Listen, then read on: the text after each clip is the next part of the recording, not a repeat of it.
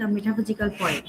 তো the metaphysical poet এটা mainly হচ্ছে আমরা ফার্স্টে দেখো তো প্রশ্ন অ্যানালিসিস করব। খেয়াল করো প্রশ্নে কি কি চাইছে, কি কি দেয়া আছে বা কি কি জিনিস আমাদেরকে জানতে হবে। এই দেখো প্রশ্নের মধ্যে তোমরা যদি এই প্রশ্নগুলো অ্যানালিসিস করতে পারো, কি চাইছে, মেন জিনিসটা কি, এই জিনিসটা যদি বুঝতে পারো তাহলে ইনশাআল্লাহ তোমাকে আর কেউ আটকাইতে পারবে না, মাস্ট বি। এই জন্য বলি ফার্স্টে তোমরা কি করবা, প্রশ্ন অ্যানালিসিস করবা। প্রথম প্রশ্নটা কি দেয়া আছে? প্রথম প্রশ্নটা দেয়া আছে হচ্ছে what does Eliot mean by dissociations of sensibility discuss. অর্থাৎ এখানে জানতে চেয়েছে TS Eliot dissociation of sensibility বলতে কি বুঝিয়েছেন এবং এটি কবিতায় কি প্রভাব ফেলেছে। তারপরে সেকেন্ডলি দেখো what method does Eliot suggest for the assessment of the poet wrongly. খেয়াল করো, wrongly called the metaphysical by Johnson. What would such as method lead to. প্রশ্নে কি চাইছে? এখানে জানতে চেয়েছে টিএস ইলিয়ট মেটাফিজিক্যাল পয়েন্টদের বিচার করার কি পদ্ধতি প্রস্তাব করেছে এবং সেই পদ্ধতির ফল কি হবে। যখন আমরা সামারি পড়বো এই পদ্ধতি জানবো এবং এর ফলাফলও আমরা ভালো করে একটু নোটিশ করব। তুমি ক্লাস করো, সঙ্গে সঙ্গে একটু কিওয়ার্ডগুলো লিখে নাও, কি কি তোমাকে জানতে হবে। ইভেন তোমরা যখন প্রশ্ন অ্যানালাইসিস করবা খাতা কলম নিবা, মেন জিনিসটাকে তোমরা লিখে রাখবা যে এটা আমাকে পড়ার সময় অবশ্যই আরো ভালো করে পড়তে হবে। How does Eliot justify that the Elizabeth and Jacobean poets were intelligent and the later poets were reflective. প্রশ্ন চাইছে যে ইলিয়ট কিভাবে প্রমাণ করেছে যে এলিজাবেথিয়ান এবং জোকাবিয়ান পোয়েটস ছিলেন ইন্টেলিজেন্ট এবং পরবর্তী কবিরা রিফ্লেক্টিভ ছিল। অর্থাৎ যখন সামারি পড়বা তখন এলিজাবেথ এবং জোকাবিয়ান পোয়েটসরা যখন থাকবে ওটা নিয়ে ভালো করে ফোকাস করবা এবং এটা ক্লিন অ্যান্ড ক্লিয়ার হবে এমনভাবে যে তুমি প্রশ্নের জন্য অ্যান্সার করতে পারো। Is it clear? দেন দেখো what similarities does Eliot discover between the modern poet and the metaphysical. অর্থাৎ এখানে জানতে চেয়েছে মডার্ন পোয়েট এবং মেটাফিজিক্যাল পোয়েটের মধ্যে কি কি মিল ইলিয়ট খুঁজে পেয়েছেন। খেয়াল করছো কি বলছে? যে সিমিলারিটি কার কার মধ্যে? মডার্ন পোয়েটসদের মধ্যে এবং মেটাফিজিক্যাল। অর্থাৎ এটা তো মেটাফিজিক্যাল নিয়েই, এবং যখন আমরা আমাদের সামারিতে মডার্ন পোয়েটটা দেখবো, মডার্ন পোয়েটিস দেখবো, তখন আরো একটু ফোকাস দেবো যেন দুইটা বিষয় সুন্দর করে আমরা লিখতে পারি। আচ্ছা, তারপরে দেখো হাউ ডাজ টিএস ইলিয়ট তোমার হচ্ছে prize dance ability to unify the intelligent thought and তোমার হচ্ছে সেন্সেশনস অফ ফিলিং। এটা তোমাকে অ্যালোকেটেড করতে বলেছে। টিএস ইলিয়ট কিভাবে জন ডানের প্রশংসা করেছেন এবং কেন বলেছেন যে ডান তোমার হচ্ছে থট ও ফিলিংকে একত্র করতে পারতেন। টিএস ইলিয়ট এবং জন ডানের প্রশংসা উনি করছে এবং এদের ফিলিং থট, অর্থাৎ টিএস ইলিয়ট এবং জন ডান সম্পর্কে আমাদের ভালো করে জানা লাগবে। আর পার্ট বি নিয়ে একটু দ্রুত আমরা দেখে নিব কোন কোন জিনিস জানতে হবে। দেখো what are the influence of Milton Dryden on the poets of the later X. খেয়াল করো মিল্টন এবং আমরা আগে দেখলাম এই যে পার্ট, যদি তুমি দেখো পার্ট বিতে আমরা কাকে কাকে দেখলাম, টিএস ইলিয়টের তোমার ডানের ডান টিএস ইলিয়ট কিভাবে জন ডানকে প্রশংসা করেছে, অর্থাৎ জন ডান সম্পর্কে আমাকে জানা লাগবে। তাহলে তুমি এটা অলরেডি নোট করে নিছো, তোমাকে জন ডান সম্পর্কে জানা লাগবে। ইভেন এখানে কে সম্পর্কে জানতে হবে? ড্রাইডেন সম্পর্কে আমাকে, মিল্টন এবং ড্রাইডেন সম্পর্কে জানতে হবে। তার মানে এই দুজনকেও তুমি টুকে নাও খাতার মধ্যে, যখন তুমি সামারি পড়বা বা এই সম্পর্কে জানবা, যখন বলছি আগে প্রশ্ন অ্যানালাইসিস করে ইউটিউবে ভিডিও দেখো, তারপর আমার সামারি পড়ো, সেখানে অবশ্যই মিল্টন সম্পর্কে জানতে পারবা, ড্রাইডেন, মানে ওই সময়টা তোমার মনোযোগটা বেশি হয়ে যাবে অটোমেটিকলি। আচ্ছা, তারপরে খেয়াল করো how does Eliot assess Johnson as a critic of the metaphysical point. Johnson সম্পর্কে জানা লাগবে, অর্থাৎ টিএস ইলিয়ট কিভাবে স্যামুয়েল জনসনকে মেটাফিজিক্যাল পয়েন্টের সমালোচক হিসেবে মূল্যায়ন করেছেন, মাস্ট বি জানতে হবে। তারপর ইলিয়ট দেখায় যে দেখায় সাম সিমিলারিটিজ বিটুইন ওই Elizabethan dramatist and some metaphysical poet like done and Herbert. What are the similarities? Elizabethan যুগটা জানতে হবে, এর হচ্ছে ড্রামাটিস্টদেরকে জানতে হবে। এখানে খেয়াল করো উপরে কিন্তু পার্ট সি ক্লিয়ার করলে যে পার্ট বি হয় তার তার নিজে প্রমাণ দেখো। ডান সম্পর্কে আমরা অলরেডি জানছি, এখানে হার্বার্ট সম্পর্কে একটু সুন্দর করে জানলে আমরা অ্যান্সারটা করতে পারবো। অর্থাৎ এলিজাবেথিয়ান ড্রামাটিস্ট এবং মেটাফিজিক্যাল পয়েট যেমন ডান, আচ্ছা ক্লাসটা রেকর্ড হচ্ছে না, হ্যাঁ, যেমন হচ্ছে তোমার কোথায় গেল, এলিজাবেথিয়ান ড্রামাটিস্ট এবং মেটাফিজিক্যাল পয়েট যেমন ডান ও হার্বার্টের মধ্যে কি কি মিল ইলিয়ট খুঁজে পেয়েছে, এই জিনিসটা আমাকে প্রুভ করতে হবে। Write a short note on metaphysical poetry. Oh my god, এটা তো তুমি এমনিও জানবা মেটাফিজিক্যাল পোয়েট্রি সম্পর্কে, তাই না? তারপরে খেয়াল করো, হাউ ডাজ ইলিয়ট তোমার হচ্ছে ডিস্টিংগুইশ বিটুইন দ্য তোমার unification of sensibility and the dissociation of sensibility. মানে এখানে জানতে চেয়েছে যে টিএস ইলিয়ট কিভাবে ইউনিফিকেশন অফ সেন্সিবিলিটি এবং ডিসোসিয়েশন অফ সেন্সিবিলিটি এর মধ্যে পার্থক্য করেছে।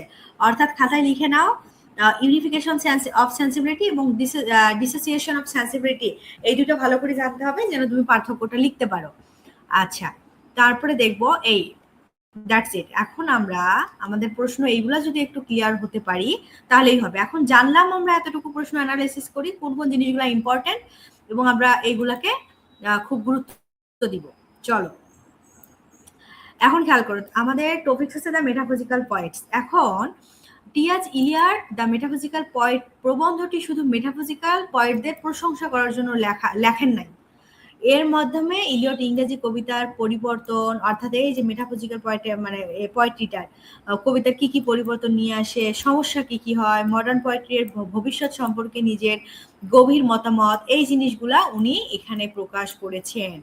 সো চলো আর একটু সহজভাবে আমরা যদি বুঝি, ইলিয়ট এই এসে লিখেছিলেন মূলত তিনটি উদ্দেশ্যে। এই যে তিনটি উদ্দেশ্য এটা তোমাকে জানা লাগবে এবং এইটা নিয়ে কিন্তু একটা প্রশ্ন ছিল, মনে করে দেখো। প্রথমত কি, তিনি মেটাফিজিক্যাল পয়েন্টদের নতুন ভাবে মূল্যায়ন করতে চেয়েছিল। আগে যেমন স্যামুয়েল জনসন মেটাফিজিক্যাল পয়েন্টদের কিছুটা নেতিবাচক ভাবে দেখিয়েছিল, অনেকেই মনে করে তাদের কবিতা জটিল, কৃত্রিম এবং অস্বাভাবিক। কিন্তু ইলিয়ট দেখাতে চেয়েছে যে জন রানের মতো কবিরা আসলে অত্যন্ত প্রতিভাবান ছিল। তার থট মনে আছে, থট এবং ফিলিং নিয়ে পার্ট সিতে প্রশ্ন আছে, খেয়াল করে দেখো, একসাথে প্রকাশ করতে পারতেন। এখন প্রথম বিষয়টা তো গেল, আশা করি ক্লিয়ার হইছো। দ্বিতীয় বিষয়টা খেয়াল করো তো, দ্বিতীয়ত কি, দ্বিতীয়ত হইল, একটু বল করে নিচ্ছি, উনি কি বোঝাতে চেয়েছে, ইলিয়ট বোঝাতে চেয়েছে যে ইংরেজি কবিতা একটি বড় ক্ষতি হয়েছে। কিরকম ক্ষতি চলো তো দেখি। তিনি বলেন, আগে কবিদের মধ্যে ইউনিফাইড সেন্সিবিলিটি ছিল। ইউনিফাইড সেন্সিবিলিটি কি, এটা নিয়ে আমাদের আছে না পার্ট বিতে প্রশ্ন, ইউনিফাইড সেন্সিবিলিটি এবং ডিসোসিয়েশন অফ সেন্সিবিলিটি, এটা পার্থক্যটা, তার মানে এটা আমাদের ভালো করে জানা লাগবে। দেখো, অর্থাৎ তারা একই সাথে অনুভব এবং চিন্তা করতে পারতো। ইউনিফাইড সেন্সিবিলিটি ছিল, অর্থাৎ ইউনিফাইড সেন্সিবিলিটি কি, একই সাথে অনুভব এবং চিন্তা এই জিনিসগুলো করতে পারতো। কিন্তু পরে জন মিল্টন ও জন ড্রাইডেনের পর থেকে ডিসোসিয়েশন অফ সেন্সিবিলিটি শুরু হয়, ফলে কবিতা ইমোশন আর ইন্টেলেক্ট আলাদা হয়ে যায়। খেয়াল করছো, ডিসোসিয়েশন অফ সেন্সিবিলিটি কি হইলো, শুরু যখন হইলো, তারপরে ইমোশন আর ইন্টেলেক্ট মানে শিক্ষাটা, এই দুটো আলাদা হয়ে যায়। ইলিয়ট মনে করেন এটা ইংরেজি কবিতার দুর্বলতার কারণ। সো দুইটা কারণ ক্লিয়ার। সেকেন্ড, দুইটা হয়েছে। থার্ডলি, ইলিয়ট আসলে মডার্ন পোয়েটদের জন্য একটা মেসেজ দিতে চেয়েছেন। কিরকম মেসেজ দিতে চেয়েছেন, তিনি বলেছেন যে আধুনিক কবিদের আবার থট ও ফিলিং এর ঐক্য ফিরিয়ে আনতে হবে।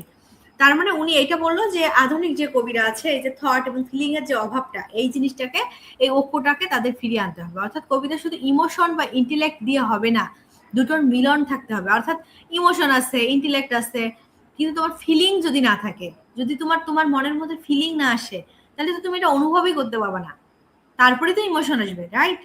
তাহলে এই এসের একটা হিডেন মেসেজ আছে। কি মেসেজ, যেটা আমাদের টিএস ইলিয়ট দিছে, চলো তো দেখি, একটু মনোযোগী হও সবাই। সেটা হচ্ছে, ভালো কবিতা তখনই সৃষ্টি হয় যখন মানুষের অনুভূতি, চিন্তা, অভিজ্ঞতা, বুদ্ধি একসাথে কাজ করে।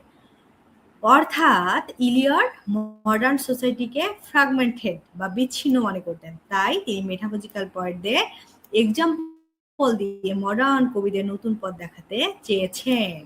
আচ্ছা, এখন দেখো আমরা আরো সহজভাবে যদি বলি, ইলিয়ট বলতে চেয়েছে পুরনো মেটাফিজিক্যাল পয়েন্টদের আমরা ভুল বুঝেছি।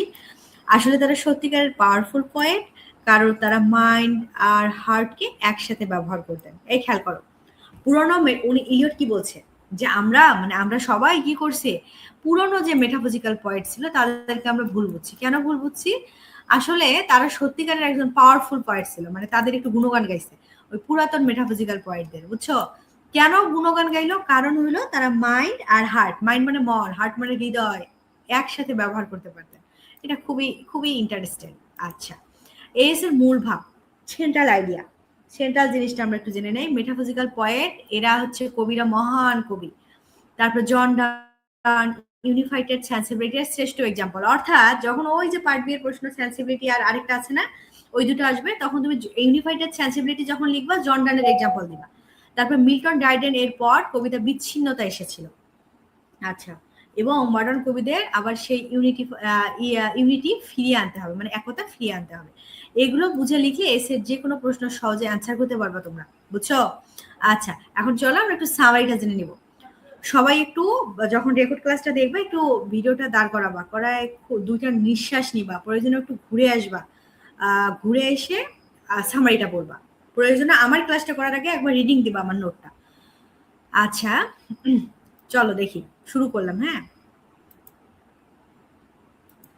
T S Eliot the metaphysical poet এসেতে ইলিয়াড মেটাফিজিক্যাল পয়েন্ট দিয়ে নতুন ভাবে মূল্যায়ন করেছেন। অর্থাৎ এখানে কি বোঝাইছে, টিএস ইলিয়ট এই মেটাফিজিক্যাল তোমার হচ্ছে দ্য মেটাফিজিক্যাল পয়েন্ট যে লিখছে, এটা লেখার উদ্দেশ্য কি, ইলিয়াড মেটাফিজিক্যাল পয়েন্টদের মানে নতুন ভাবে মূল্যায়ন করেছে। তিনি বলেছেন আগের সমালোচকেরা, বিশেষ করে স্যামুয়েল জনসন, তাদের সঠিকভাবে বুঝতে পারেননি। অর্থাৎ আগের সমালোচক বলতে স্যামুয়েল জনসন কিন্তু মেটাফিজিক্যাল পয়েন্টদের একটু সমালোচনা করছে। তো উনি এটাই বলছে যে আসলে উনি এটা করার কারণ উনি সঠিকভাবে মূল্যায়ন করতে পারেনি। ইলিয়াটের মতে জর্ডানের এবং অন্যান্য মেটাফিজিক্যাল পয়েন্টের থট, ফিলিং, অনুভূতিকে একসাথে প্রকাশ করতে পারতেন। এই গুণকে ইলিয়াট কি বলেছে, ইউনিফিকশন অফ সেন্সিবিলিটি। কি বলেছে, এটা একটু মুখস্থ, ঝাড়া ঠাডা মুখস্থ করে নাও, এটা ইম্পর্টেন্ট।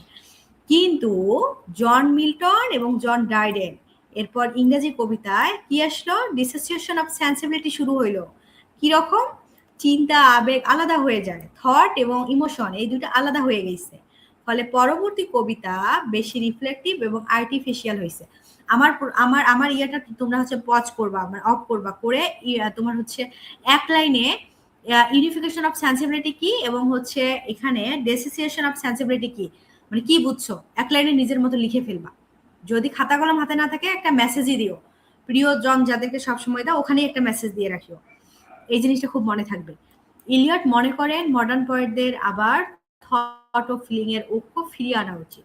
এই এসে এর মূল উদ্দেশ্য হলো মেটাফিজিক্যাল পয়েন্টদের গুরুত্ব প্রতিষ্ঠা করা।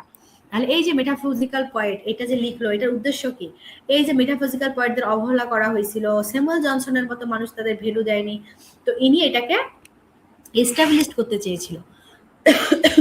সো সরি, মডার্ন পোয়েট্রি এর জন্য নতুন দিক নির্দেশনা দেওয়া হয়েছিল।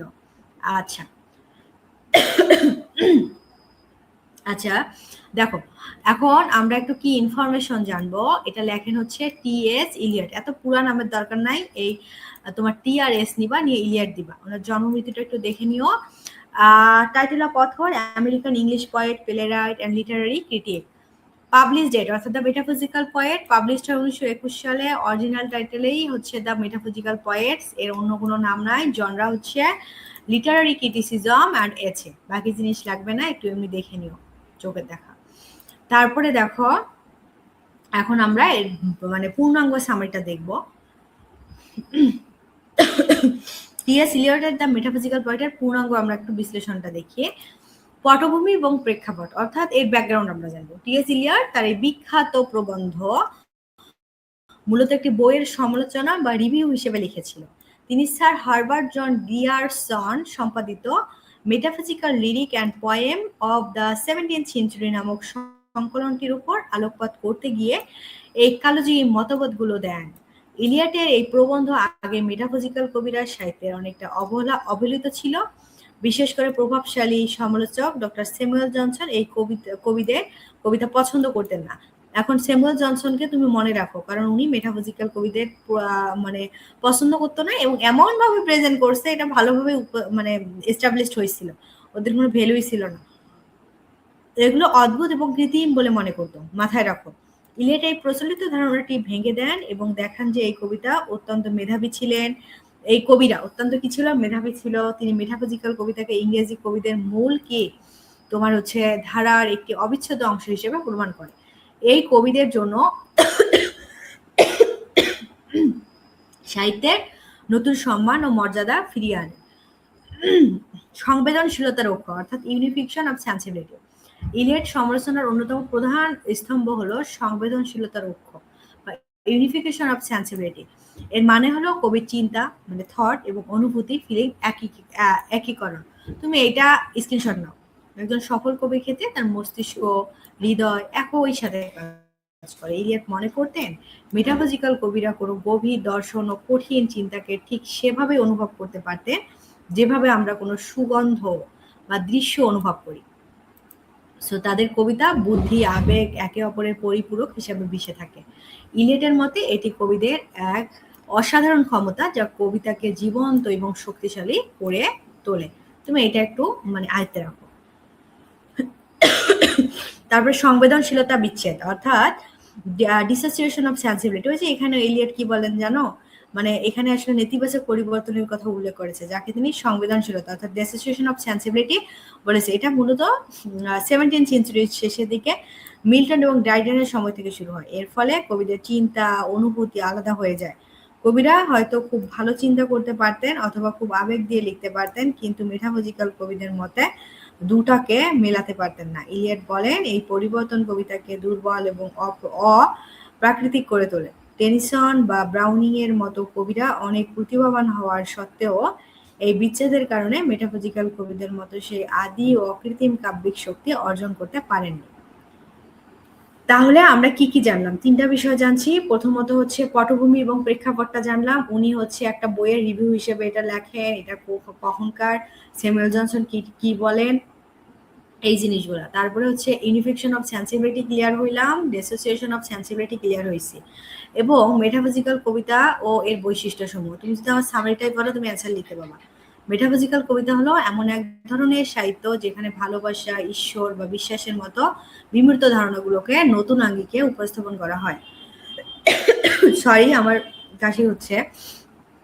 জন রান, জর্জ হারবার্ট এবং অ্যান্ড্রু মার্ভেলের মতো কবিদের এই ধারার প্রধান কবি বলা হয়। তোমরা অলরেডি মেটাফিজিক্যাল যারা কবি আছে তাদের সঙ্গে পরিচিত, কারণ তোমরা আর কিছু কোর্সও নাই, হিস্ট্রি অফ ইংলিশ লিটারেচারে তো পাশ করি আসছো, নাহলে তো ফাইনাল ইয়ারে আসতে পারতে না।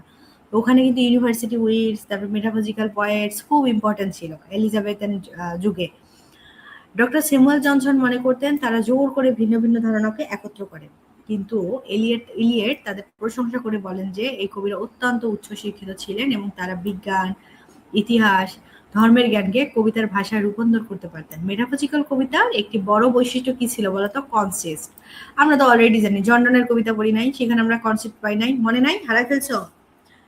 আমরা জর্ডানের কবিতা পড়ছি, এটা মনে হয় 3rd ইয়ারে। হ্যাঁ, তোমার জর্ডানের হচ্ছে আ ভ্যালিডিকশন ফরবিটিং মর্নিং কনসেপ্ট উনি ব্যবহার করছিল, যা হলো দুটো যেমন সম্পূর্ণ ভিন্ন জিনিসের মধ্যে এক অদ্ভুত কিন্তু বুদ্ধিদীপ্ত তুলনা। মানে যেমন ওর প্রেমিকাকে বা ওর প্রিয়তমাকে জ্যামিতির কম্পাসের সঙ্গে তুলনা করছিল, মানে অদ্ভুত তুলনা। প্রেমকে ফুলের সঙ্গে তুলনা করবে, গোলাপের সঙ্গে তুলনা করবে, ও কি করছে মানে জ্যামিতির সঙ্গে তুলনা করছে, জ্যামিতির মানে ওই যে কম্পাসটার সঙ্গে। এরকম এই জটিলতা এবং গভীরতায় মেটাফিজিক্যাল কবিতাকে বিস্ময়কর এবং অর্থবহ করে তোলে। অর্থাৎ জর্ডানের শ্রেষ্ঠত্ব বুদ্ধিবৃত্তিক কবির ধারণা। এই শোনো, জর্ডান নিয়ে কিন্তু কবিতা আছে, মানে পার্সি আছে, পার্সি এবং পার্ডুই আছে, মনোযোগ দাও। ইলিয়ট জর্ডানকে আব্রাহাম কাউলির চেয়ে অনেক বেশি সফল এবং শ্রেষ্ঠ মেটাফিজিক্যাল কবি মনে করতো। হয় কারণ জর্ডানের উপমাগুলো ছিল সংক্ষিপ্ত, ধারালো, সরাসরি, যেখানে কাউলি শৈলী ছিল অনেকটা প্রদর্শনমূলক এবং কৃত্রিম। এখন জর্ডান নিয়ে যখন লিখবা 3rd ইয়ারে পড়ো নাই, the sun rising, valediction forbidding mourning, the canonization, batter my heart, death be not proud, তো এই জিনিসগুলোর এক্সাম্পল দিবা। ইলিয়ট কবিদের দুটি ভাগে ভাগ করেছে, ইন্টেলেকচুয়াল এবং রিফ্লেক্টিভ। এটা ঠাডা মুখস্থ করো, কারণ এটা তোমাকে লিখতে হবে। বুদ্ধি বৃত্তিক কবিরা যেমন জর্ডান ধারণাকে বাস্তব অভিজ্ঞতার মতো অনুভব করতে পারতেন এবং তাদের মন ছিল অত্যন্ত শক্তিশালী। অন্যদিকে প্রতিফলনমূলক কবিরা যেমন টেনিসন আগের চিন্তা করতেন এবং পরে তা অনুভব করার চেষ্টা করতেন। যেহেতু তোমাদের এক্সাম সামনে, আমার যতই কাশি এসুক ক্লাসটা অফ করবো না। এটা এর আগেও আমি রেকর্ড করছিলাম, ঈদের আগে হারায় ফেলছি বা তোমাদের দেইনি, এই জন্য আজকে আর করবো না, বিরক্ত হয়েও না। হ্যাঁ, ইলিয়ট প্রথম ধরনের কবিদের বেশি গুরুত্ব দিয়েছে কারণ তাদের কবিতা চিন্তা, অনুভূতি এবং এক অপূর্ব অক্ষ থাকে, অর্থাৎ জর্ডানের বিষয়টা দেখছো, জর্ডানকে নিয়ে। এবং ইলিয়াড কিন্তু মেটাফিজিক্যাল পোয়েটের যে প্রথম লেভেলের কবি ছিল তাদেরকে খুব ভ্যালু দিয়েছিল। এলিজাবেথীয় নাট্যকার এবং আধুনিক কবিদের সাথে তুলনা, এটা নিয়েও পার্সি আছে। সো স্ক্রিনশট নাও, এটা পড়বা। অর্থাৎ ইলিয়াড মেটাফিজিক্যাল কবিদের সাথে এলিজাবেথীয় যুগের নাট্যকারদের যেমন চ্যাপম্যান এবং ওয়েবস্টার একটি গভীর মিল খুঁজে পান। উভয় পক্ষই চিন্তাকে বাস্তব অনুভূতির সাথে যুক্ত করতেন এবং ধারালো চিত্রকল্প ব্যবহার করতেন। ইলিয়াড মনে করতেন মেটাফিজিক্যাল কবিরা এবং এলিজাবেথীয় নাট্যকাররা সংবেদনশীলতার দিক থেকে একই স্তরে ছিলেন। একইভাবে তিনি মেটাফিজিক্যাল কবিদের সাথে ২০ শতকের আধুনিক কবিদের যেমন ফরাসি কবি বোদলেয়ার তুলনা করেছে। তিনি মনে করতেন আধুনিক যুগের জটিলতা প্রকাশ করার জন্য মেটাফিজিক্যাল কবিদের মতো চিন্তা, অনুভূতির সেই মিলন ঘটানো জরুরি। আধুনিক কবিরা তোমার অন্তর্জগৎকে অত্যন্ত সচেতনভাবে বিশ্লেষণ করে, যা মেটাফিজিক্যাল কবিদের ঐতিহ্যের প্রতিফলন। এখন জনসনের ভুল বিচার এবং ইলিয়াটের উপসংহার। ডক্টর স্যামুয়েল জনসন মেটাফিজিক্যাল কবিদের খুব ইম্পর্টেন্ট, এটা নিয়েও প্রশ্ন আছে, সমালোচনা করে বলেছিল যে তারা জোর করে ভিন্ন ভিন্ন ধারণাকে একত্র করে। ওই যে যেমন এক্সাম্পল কি, জন ডান হচ্ছে তোমার ওই যে ফরবিডিং মর্নিং এ কম্পাসের সঙ্গে এক্সাম্পল দিছে ভালোবাসার ও প্রিয় তোমার। এরকম ইলিয়ট এই মতামতের বিরোধিতা করে বলে যে জনসন কেবল তাদের বাইরের জটিল শৈলী দেখেছিল, কিন্তু তাদের ভেতরের সেই প্রকৃত অভিজ্ঞতা, প্রতিভা, সংবেদনশীলতা, ঐক্য, এই জিনিসগুলো তারা বুঝতে পারেন নাই। ইলিয়াড বিশ্বাস করেন যে এই কবিরা অত্যন্ত সৎ এবং মৌলিক ছিলেন। তাদের কবিতা হয়তো সাধারণ পাঠকের কাছে কঠিন মনে হতে পারে, কিন্তু তা অত্যন্ত মূল্যবান গভীর।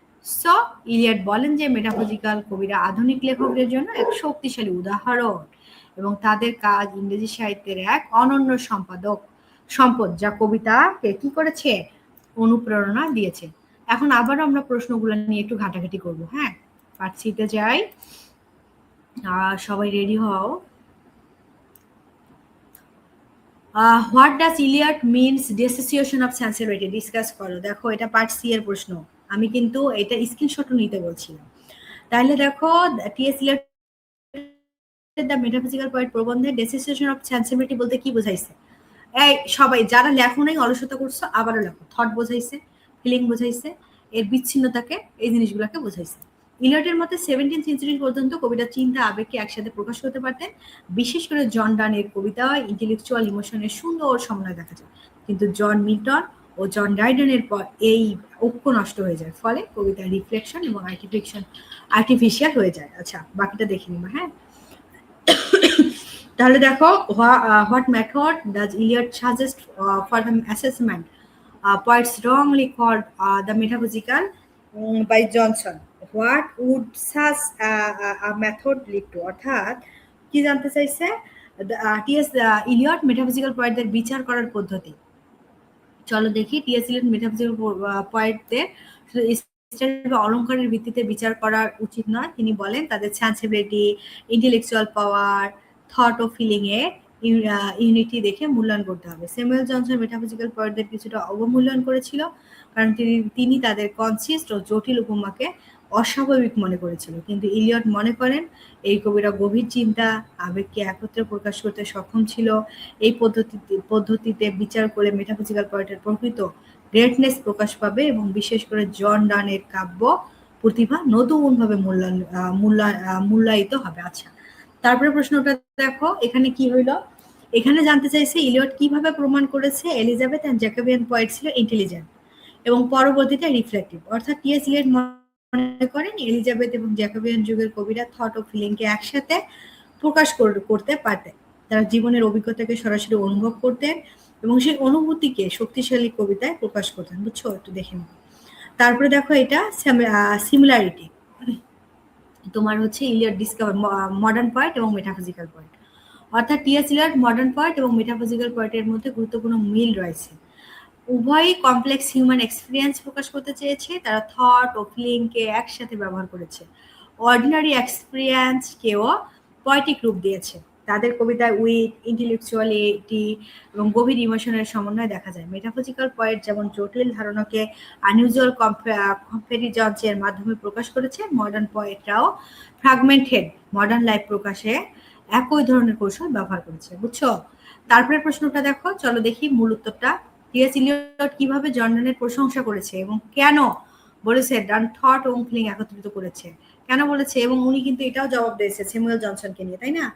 দেখো শ্রেষ্ঠ বলেন কারণ ইলিয়টের মতে ডান চিন্তা অনুভূতি আলাদা করেনি, বরং ইন্টেলেক্ট এবং ইমোশনকে একত্র প্রকাশ করতে পারতেন। তার কবিতার লজিক, প্যাশন, উইট একই সাথে উপস্থিত থাকে। দেখে নিন। এখন দ্রুত আমরা পার্ট বি পড়বো। এখানে কি জানতে চাইছে? টি.এস. ইলিয়ট জন মিল্টন এবং ডায়ডনের পরবর্তী যুগের কবিদের উপর কি প্রভাব ফেলেছিলেন।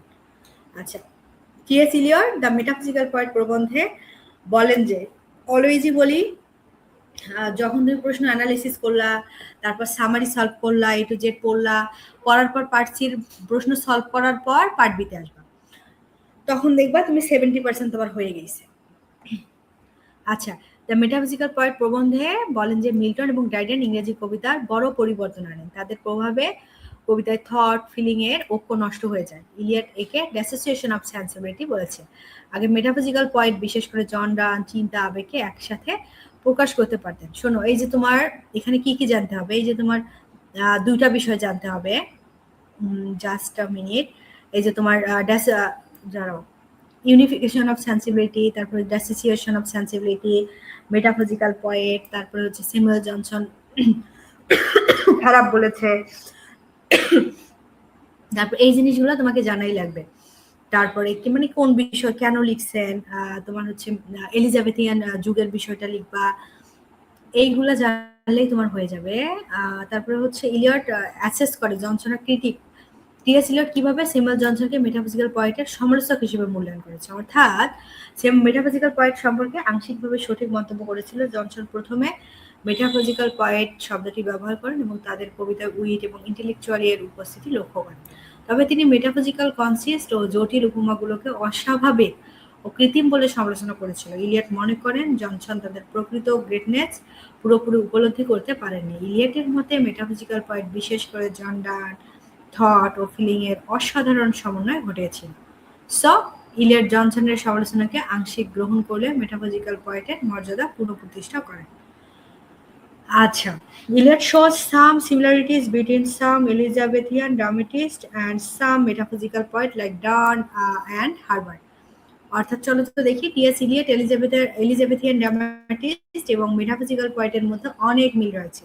উভয় রচনার থট ও ফিলিং, এই থট ফিলিং এর কথা উনি অনেক বলছে। তারপর ইন্টেলেকচুয়াল বিষয়গুলো বলছে, মাথায় রাখো, এর সুন্দর সমন্বয় দেখা যায়। তার গভীর আবেগ ও বুদ্ধিভিত্তিক চিন্তাকে একসাথে প্রকাশ করতে পারতেন। তাদের ভাষা ছিল জীবন্ত, স্বাভাবিক ও শক্তিশালী। তারা অর্ডিনারি এক্সপিরিয়েন্সকেও পোয়েটিক রূপ দিতে সক্ষম ছিলেন। যেমন জন ডান, জর্জ হারবার্টের কবিতায় উইট, ইমোশন, ইন্টেলেকচুয়াল একসাথে পাওয়া যায়। তেমনি এলিজাবেথের নাট্যকারদের রচনাতেও একই বৈশিষ্ট্য দেখা যায়। ইলিয়ট এই মিলকে তোমার হচ্ছে ইউনিফাইড সেন্সিবিলিটি এর প্রমাণ হিসেবে দেখিয়েছে। মেটাফিজিক্যাল পয়েন্টের শর্ট নোট দেখে নিবা এটা। তারপরে দেখো distinguish between unification of sensibility আর ড্যাসোসিয়েশন দেখে নিবা।